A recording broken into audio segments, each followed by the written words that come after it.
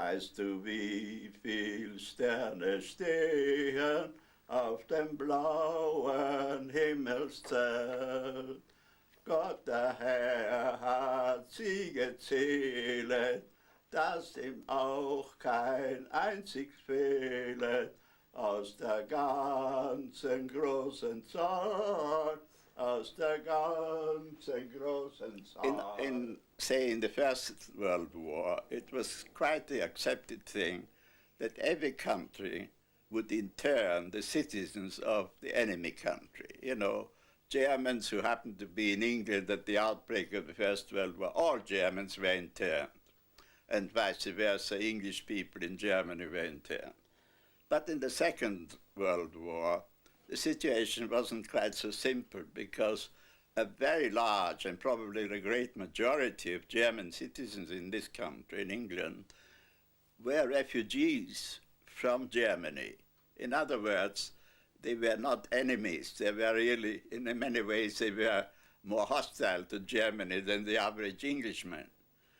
And the British government was aware of this, and therefore when war broke out, they set up tribunals where all German citizens were judged, unless they were already known to be Nazi sympathizers or just ordinary Germans here on business.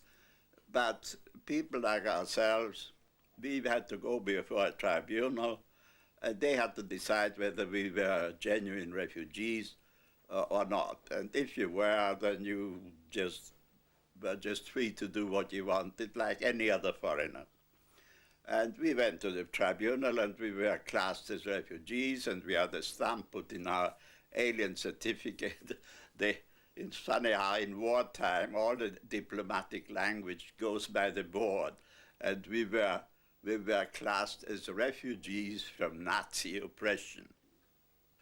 But then Germany invaded France and defeated Belgium, Holland, etc. And above all, it became known that there was a lot of treachery going on, you know, that there was known as the fifth column, you know, people behind the enemy lines. And the press, particularly the Daily Express, started a campaign and said, look, with all this treason that's been going on in France and Holland, there we let thousands and thousands of Germans run about free. And that gradually gained momentum, particularly as Britain seemed to be losing the war, and the cry went up, interned a lot. We were sent to the Isle of Man. And there we lived in the boarding houses which had been requisitioned. In fact, I've got a picture of what the camp on the Isle of Man looked like. It was just like ordinary, except with some ordinary houses with some barbed wire on. Perhaps one thing I like to remember with some pride is we could go out on jobs. Most of the jobs were on local farms. And you were paid a certain rate for the job. So much pay, it wasn't very much, a few shillings. But there was one job, but that took a whole day. But there was one very unpleasant job, and that was to empty the latrines in the morning. And that only took about an hour. You took a big container, two of you, with all the human excrements, and then you had to dig a hole somewhere, pour it in and fill it up. It was very unpleasant, but it only lasted about an hour. And because it was so unpleasant, we were paid a full day's rate just for an hour's work. So I picked that job. So I had a really lovely life, and I would take a book. There was a lot of heather around the camp, and there were gaps. I would lie down, almost like in a room of myself. But I must confess, and they always teased me about it, I had hardly read 2 pages that I would be asleep.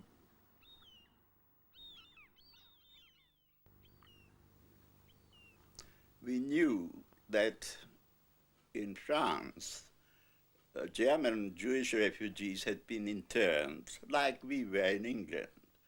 But when the Germans took over, the French government, instead of letting them out, handed them over to the Germans. And in those days, it looked quite on the cards that England would be defeated. We never believed this. We never seriously thought that England would be defeated. But a lot of people said, well, look, I mean, what chances England got, France, everything has fallen. The British army had been defeated and was evacuated and so on. So we were worried that we might be handed over to the Gestapo by the pro-fascist British government.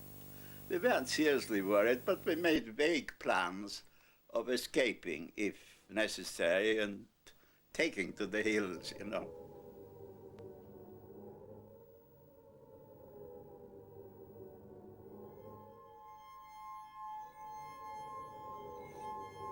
On the whole, we were, in a way, quite thankful because of being on the Isle of Man, because at that time, Britain was under bombardment. There was a big blitz on Manchester.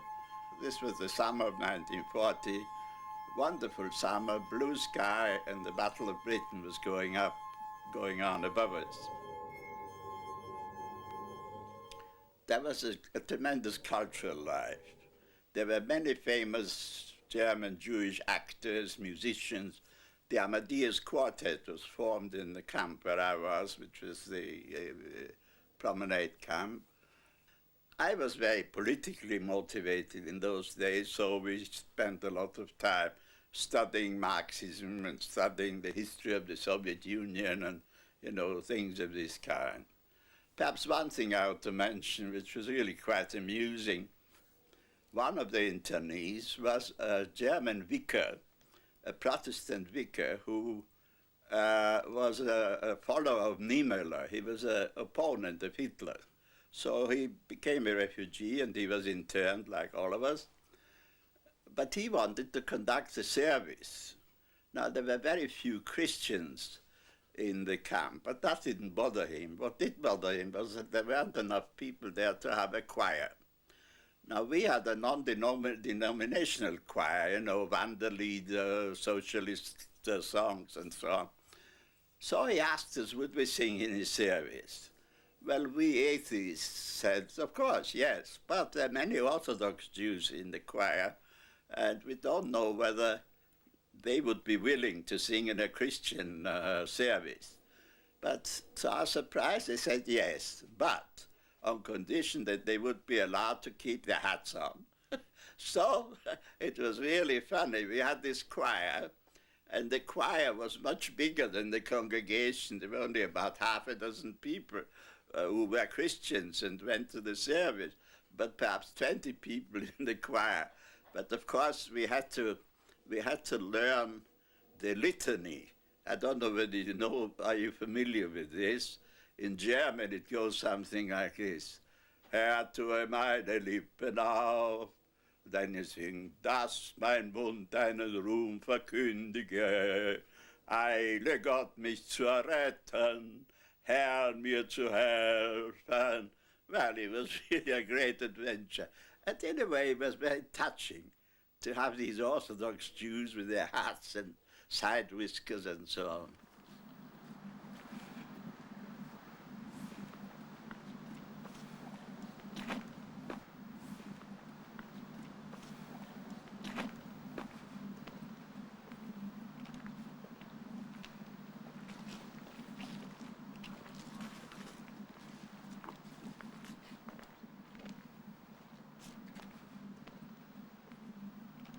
I met Eva, who came from Vienna like I did, but I'd never known her in Vienna.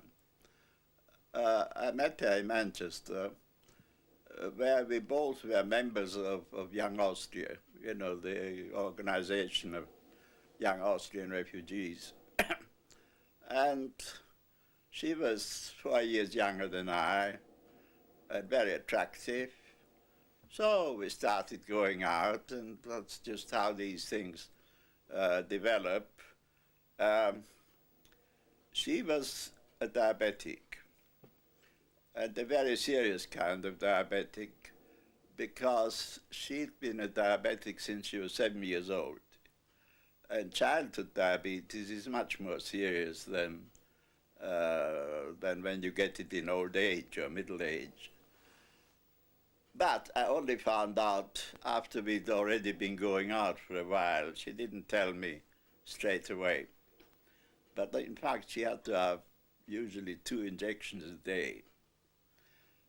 But it filled me. In those days, I was a very idealistic young man.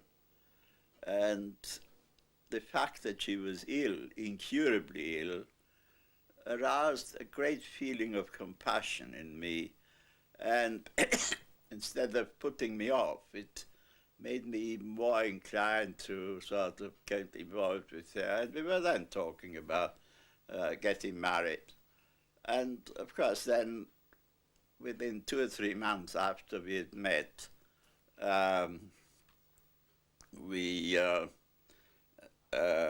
was interned, so we were separated, and then followed the correspondence, of which I still, you see, she kept all the letters which I had sent her, and after she died, I